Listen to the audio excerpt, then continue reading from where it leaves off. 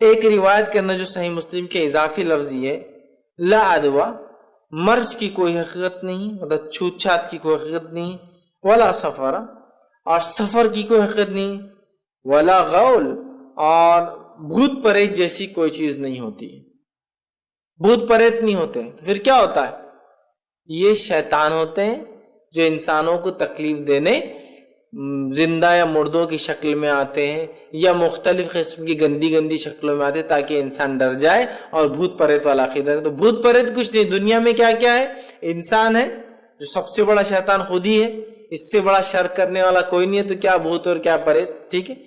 دوسرا جن ہے جو انسانوں کو تنگ کرتے دکھتے نہیں، اور تیسرے فرشتے، اس کے علاوہ کچھ بھی نہیں، اور بھوت پریت جیسی کوئی چیز نہیں ہے. ٹھیک ہے. جیسے ہاں بس پریوں کا اور پتہ نہیں کیا کیا عقیدہ ہوتا ہے، کوئی پری اور کوئی بھوت پریت نہیں ہوتا. ٹھیک ہے. تو کہا ولا غول، بھوت پریت کوئی چیز نہیں. اسی طرح ایک اور روایت میں جو سنن ابو داؤد کی، اس میں آپ نے فرما رکھا لا عدوہ، بیماری خود سے متعدی نہیں ہوتی، ولا حامہ، اور پھر آگے فرمایا الو کا نکلنا کوئی بری بات نہیں ہوتا، الو کا گھر پہ بیٹھنا یا چلانا کوئی بری بات نہیں، ولا پھر آگے فرمایا ولا نوع، اور پھر فرمایا کہ ستارے کی کوئی تاثیر نہیں ہوتی. پھر آگے فرمایا ولا سفر، اور سفر کی کوئی حقیقت نہیں. تو دیکھیے ایک روایت میں 4 الفاظ آئے، بعد کی روایت میں غول کا لفظ زیادہ آیا، اور اس کی بعد کی روایت میں نوع، ستارے کا اضافی الفاظ آیا. گویا 6 چیزوں کی آپ نے فرمایا کوئی حقیقت نہیں. ایک کے بعد ایک 6 ہو گئے. بیماری خود سے متعدی نہیں ہوتی ہے. ٹھیک ہے. اسی طرح پھر آگے فرمایا کہ فال بدفالی کی کوئی حقیقت نہیں ہوتی، الو کی کوئی حقیقت نہیں ہوتی، سفر کی کوئی حقیقت نہیں ہوتی، سفر منحوس نہیں ہوتا ہے. پھر فرمایا ستارے کی کوئی اپنی ذاتی تاثیر نہیں ہوتی ہے، اور پھر ایک چیز جو فرمایا کہ بھوت پریت کی کوئی حقیقت نہیں ہے. 6 چیزیں آپ نے فرمایا ان کی کوئی حقیقت نہیں، جس کو عرب حقیقت سمجھتے تھے. اب نبی اکرم صلی اللہ علیہ وسلم کی جو سچوں میں سب سے سچے ہیں، ان کے الفاظ آنے کے بعد بھی افسوس کی بات کی ان کی امت جو ان کا دامن پکڑ کے جنت میں جانے کا دعویٰ کرتی ہے، اس مہینے کو، سفر کو مکمل منحوس اللہ تعالیٰ کو ایک طرح سے اذیت دیتی ہے، اس لیے کہ وقت اور زمانے کو اور ایک مہینے کو برا کہہ کر، اسی طرح توہام اور وہم کر کے بدشگونی بدفعلی لے کے شرک اور کفر کرتی ہے، اور پھر اپنے آپ کو جو ہے سب سے اعلیٰ مسلمان ہم سمجھتے ہیں. ہمیں یاد رکھیے اس چیز میں بہت احتیاط کرنا چاہیے. آپ نے فرمایا ستارے کی کوئی حقیقت نہیں ہوتی.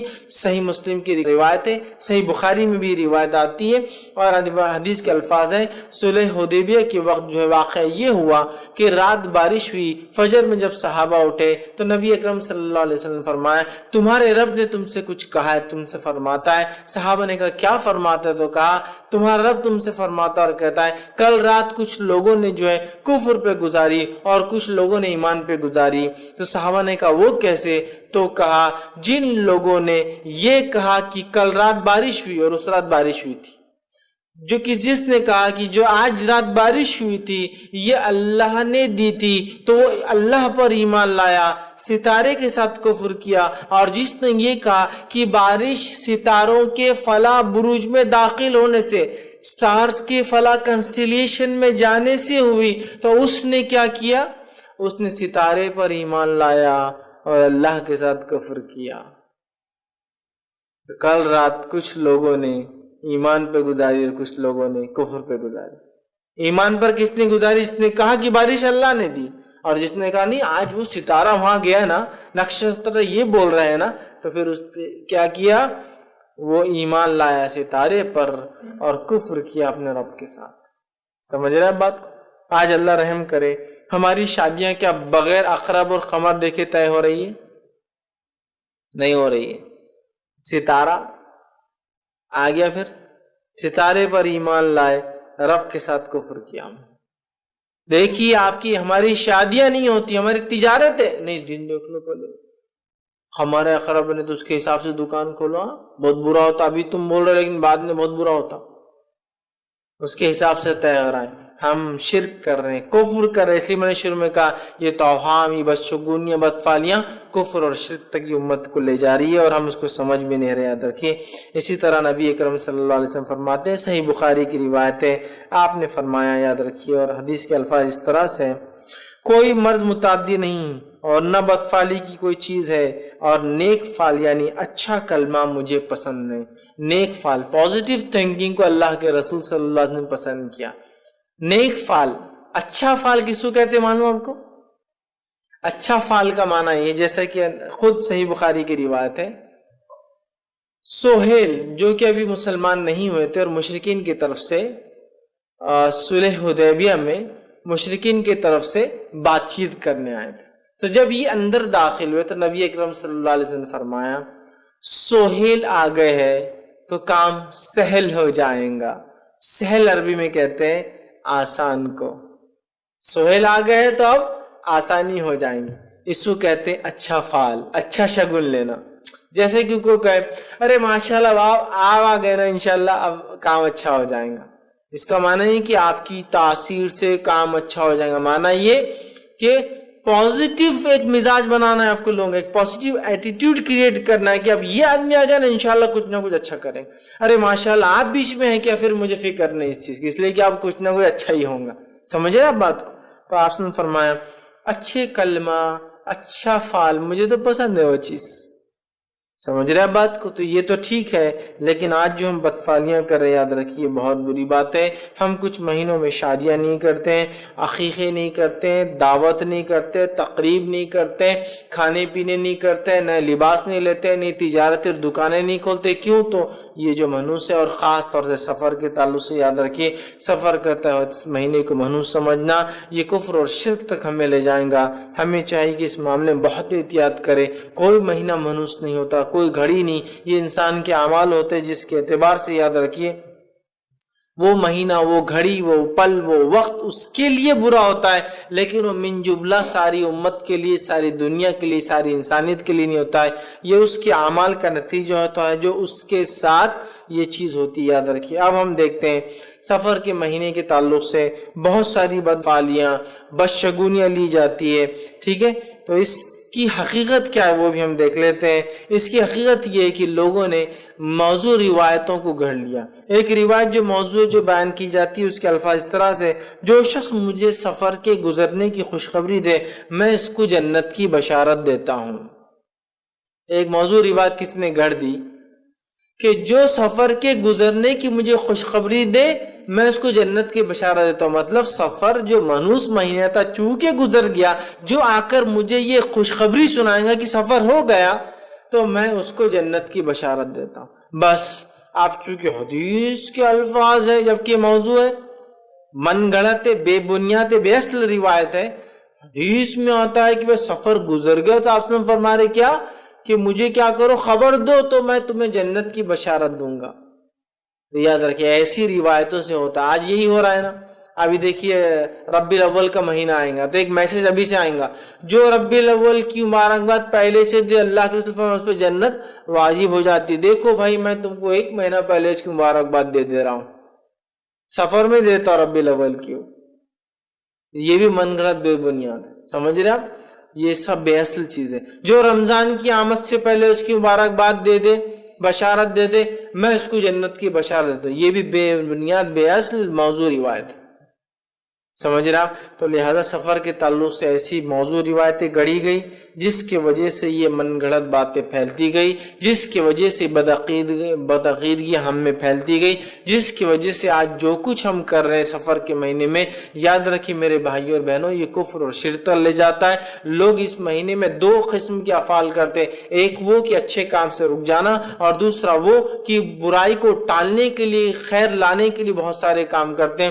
ایک عجیب عقیدہ یہ بھی کہ کچھ لوگ سفر کے آخری بدھ کو منحوس مانتے ہیں، اس لیے کہ وہ کہتے ہیں نبی اکرم صلی اللہ علیہ وسلم اس روز بیمار ہوئے تھے تو وہ اس روز کو منحوس مانتے ہیں۔ اور ایک طبقہ مسلمانوں کا یہ ہے، وہ کہتا ہے سفر کا آخری بدھ منحوس ہوتا ہے لہٰذا نحوست کو ہٹانے خوشیاں منائی جائے۔ تو وہ کیا کرتے ہیں معلوم آپ کو؟ سفر کے آخری بدھ میں پٹاخے پھوڑتے ہیں تاکہ بلائیں دور ہٹ جائے، مصیبتیں دور ہٹ جائے۔ اسی طرح سفر کے آخری بدھ کے اندر گھومتے اور پھرتے ہیں، کیوں؟ تو وہ کہتے ہیں سفر کا آخری بدھ چونکہ منحوس ہے، گھومتے پھرتے رہیں گے تو انشاءاللہ سال بھر گھومتے پھرتے رہیں گے، مطلب سال بھر اچھا جائیں گا۔ تو تجارتوں کو بہت سے علاقوں میں چھٹی دی جاتی ہے، لوگ چھٹیاں مناتے ہیں اس روز، کیوں؟ تو ایک بولتا ہے منحوس سے اور دوسرا بولتا ہے نحوست کو ہٹانے خوشیاں منائی جا رہی. آپ سمجھ رہے بات کو؟ تو گویا عجیب اور غریب فلسفے سفر کے تعلق سے، اور اتنے عجیب و غریب فلسفے کہ آپ تعجب کریں گے کہ یہ لوگ مسلمان ہیں. کیا مسلمان ایسے عقیدے بھی رکھ سکتا ہے؟ تو میں کہوں ہاں بھائی ہم مسلمان ہی ہیں اور ایسے عقیدوں کے ہم حامل ہو گئے. کیوں؟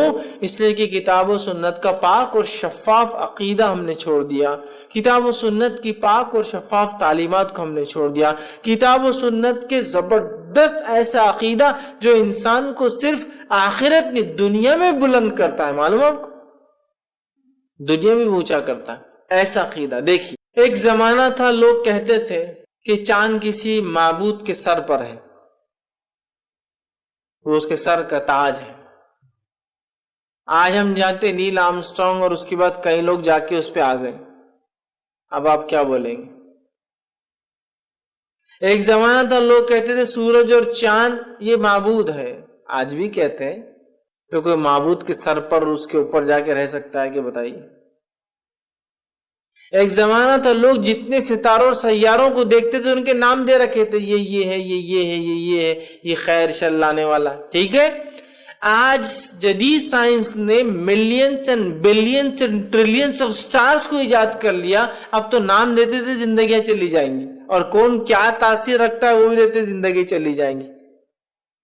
سورج بڑا ہے یہ تاثیر رکھتا ہے، وہ جو ہے گرو یہ تاثیر رکھتا ہے، اور جو ہے جو ستارے اور سیاروں کے نام ہے مارس، جوپیٹر اور سیٹرن، یہ سب سارے ان کے عقائد ہے تو یہ دکھتے ہیں. لیکن آج جدید سائنس کری ان سے بھی کئی لاکھوں درجے بڑے ستارے سیارے، ان کا اثر تو زیادہ ہوتا ہوگا نا ان کے مقابلے میں. آج تو مشرکین کی جدید سائنس نے کمر توڑ کے رکھ دی، یاد رکھی. اور ہمارا مسلمان بھائی کہاں جا رہا ہے؟ اسی کی طرف. کسی ایک آدمی کو سائنس کے اس دور میں یہ کہا جائے کہ چھینک آنے سے کام نہیں ہوتا ہے، ہنسیں گا اور بولیں گا چھینک کیوں آتی ہے، سائنٹیفکلی ہم کو پتا ہے. تو اسلامی عقیدہ نہ صرف آپ کو سر بلند کریں گا، کامیابی دیں گا آخرت میں، یہ عقیدہ دنیا بھی آپ کی سکسیسفل کریں گا. دنیا میں بھی ہم اونچے کہلا جائیں گے کہ کیا قوم ہے یار، ان کے پاس تو تاہم وہاں ہے ہی نہیں، ہر چیز کو خیر سمجھتے، ہر چیز کو خیر کا باعث سمجھتے. ماشاءاللہ کیا لوگ ہیں. ہاں ان کے دین نے جس چیز کو حرام قرار دیا اس کو تو بالکل نہیں کرتے، اس کو نحوست کا باعث ہم بالکل سمجھتے کہ بدعمالیاں، بدفعلیاں، گناہ کے کام کرنے سے انسان پہ نحوست آتی ہے، انسان پہ جو مصیبتیں آتی ہیں.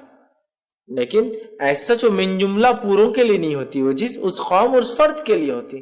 تو اس بات کو سمجھنے کی ہم کو ضرورت ہے. لہٰذا سفر کا آخری بود نبی اکرم صلی اللہ علیہ وسلم بیمار ہوئے، بیماری بڑھتی گئی، پھر آپ کی وفات ہو گئی ربیع الاول کے اندر. یہ سب بے بنیاد ہے، اس کی سیرت میں کوئی بنیاد اور اصل نہیں ہے، اس کی کوئی تاریخی بنیاد اور اصل نہیں. اور اگر بیمار ہوئے بھی تھے مان لیا جائے تو کیا کسی کا بیمار ہونا یا نبی اکرم صلی اللہ علیہ وسلم کا بیمار ہونا اس دن یہ سارے امت کے لیے منحوس کیسا ہوگا؟ مجھے بتائیے. اگر کوئی کہے کہ نبی اکرم صلی اللہ علیہ وسلم کا بیمار ہونے سے سفر کا آخری بود منحوس ہے تو میں کہوں گا نبی اکرم صلی اللہ علیہ وسلم کا انتقال جس دن ہوا وہ سب سے منحوس دن ہونا چاہیے. جب بیمار ہونے سے نحوست آ گئی تو انتقال ہو گیا، اس دن تو آپ خوشیاں مناتے. 12 ربیع الاول کیا نہیں ہو رہا؟ ڈھول تاشے، کھانے پینے، میلے ٹھیلے، سب کچھ ہو رہا. ربیع الاول کا جلوس نکل رہا ہے نا، 12 ربیع الاول کا جلوس. تو میرا سوال یہ ہے کہ اگر صرف بدھ کو بیماری آنے سے یہ ہے تو وفات جس دن ہوئے کتنا منحوس ہو گیا ہے نا. میرے بھائی کوئی دن نحوست والا نہیں ہوتا. نہیں اللہ رب العزت نے قوم عاد کے بارے میں کہا نا، ان کو 7 جو ہے 8 دنوں کا اور 7 راتوں کا جو ہے عذاب آیا اور وہ دن ان کے لیے منحوس تھے. اس لہٰذا منحوس دن ہوتے ہیں تو قوم عاد پر 8 روز عذاب آیا تو پورے دن منحوس ہوگا. پھر تو پیر، منگل، بدھ، جمعرات، جمعہ، ہفتہ، اتوار، مطلب وہ 8 دن تھا نا، 8 days. تو کوئی دن ہی نہیں بچا ہفتے کا جو خیر، اب سب منحوس ہو گئے پورے دن. یہ سب اللاجیکل، وہ ان کے لیے نحوست والے دن تھے، ان کے لیے ان کے بدعمالیوں کی وجہ سے. اس لیے میں نے کہا بدعمالیوں کی وجہ سے نحوست آتی ہے، لیکن وہ من جملہ کسی قوم یا جو ہے سماج کے لیے نہیں بلکہ اس فرد یا اس قوم کے لیے ہوتی ہے، تو لہٰذا کوئی دن اچھا یا برا نہیں ہوتا ہے، ٹھیک ہے، ہر دن اچھا ہوتا ہے، اللہ تعالیٰ کی طرف سے خیر آتی ہے، یہ انسان کے اعمال ہیں جس کی وجہ سے اس کو وہ شر ملتا ہے۔ تو لہٰذا اب یہ عقیدہ ہم نہ رکھیں کہ یہ دن میں خیر ہے، یہ دن میں شر ہے، یہ گھڑی، یہ جانور، یہ پہل، یہ مہینہ، کوئی مہینہ منحوس اور نحوست والا نہیں ہوتا ہے۔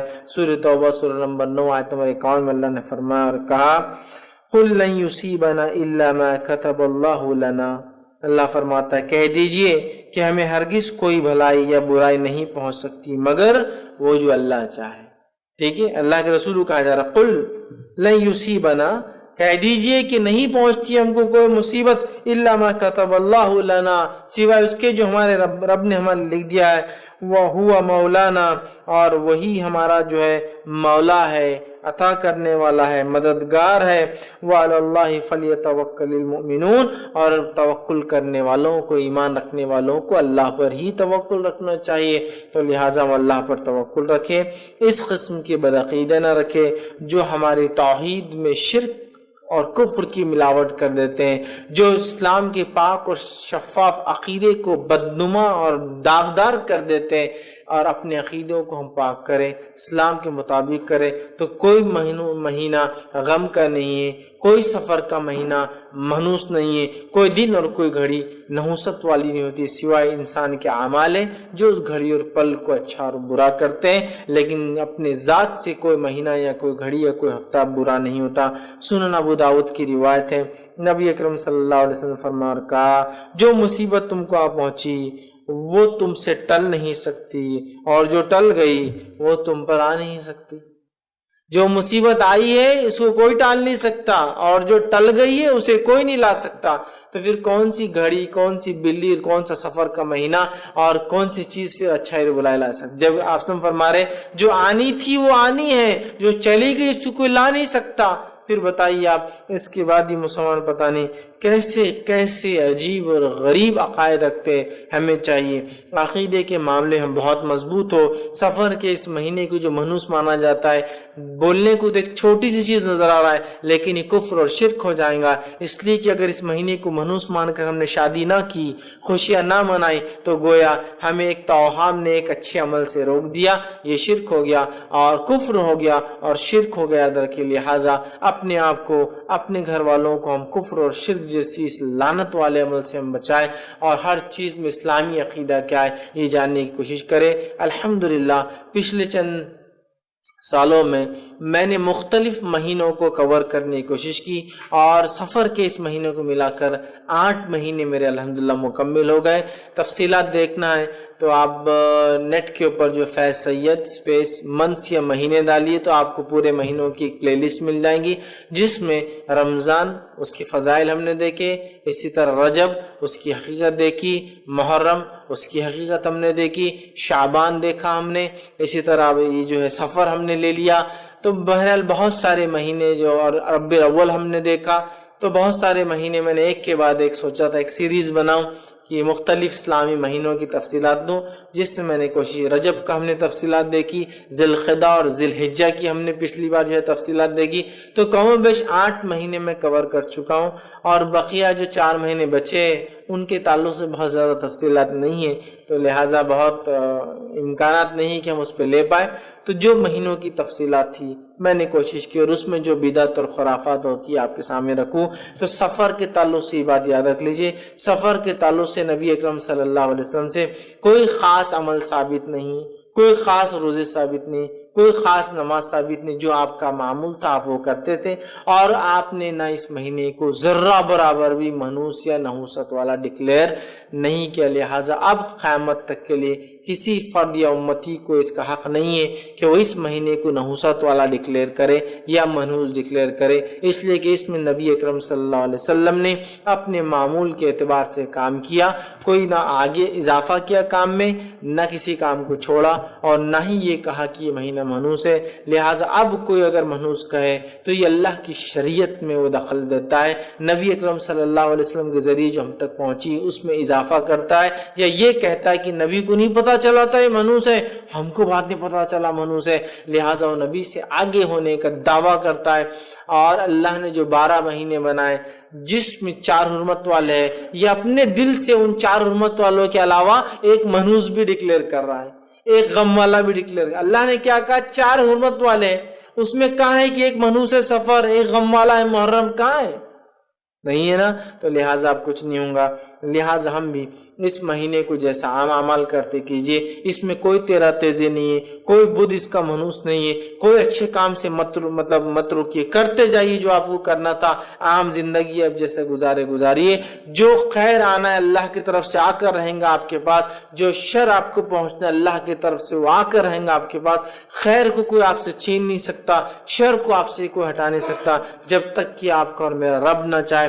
تو لہٰذا جب رب چاہیں گا, جب ہوں گا, تو پھر کیا سفر منحوس اور کیا محرم غم کا, اور کیا کوئی دن اور گھڑی کچھ کر سکتی. لہٰذا اپنے عقیدے کو پاک کرے تو خالص توحید پر ہم آ جائیں, ان توہام اور بدفعلیوں سے اور جس کو کہیں گے شگون اور بدشگونوں سے اپنے آپ کو دور رکھے, اور ایک سچے مسلمان کا اور جیسے اصحاب کا صحابہ کا عقیدہ تھا رضی اللہ عنہم اجمعین ویسا عقیدہ اپنا بنائیں, اپنے بچوں کا بنائیں, تاکہ ہم جو اس دنیا میں بھی کامیاب ہو اور آخرت بھی ہماری کامیاب ہو. میں اسی پر اپنی بات کو ختم کروں گا. اللہ سے آخر میں دعا ہے کہ اللہ سبحانہ تعالیٰ ہمیں پکا اور سچا جو ہے توحید پرست بنائیں, ہم تمام کو کتاب و سنت کی صحیح سمجھ عطا فرمائیں, ہم تمام کو ہر قسم کے شرک اور کفر سے ہماری حفاظت کرے, بدفعلیوں سے اور توہام سے ہماری حفاظت کرے, جب تک ہمیں زندہ رکھے ایمان اور اسلام پر زندہ رکھے. خاتمہ ہمارا ایمان پر ہو. آخر دعوانا الحمدللہ رب العالمین. سبحان ربک رب العزت عما یصفون وسلام علی المرسلین والحمدللہ رب العالمین.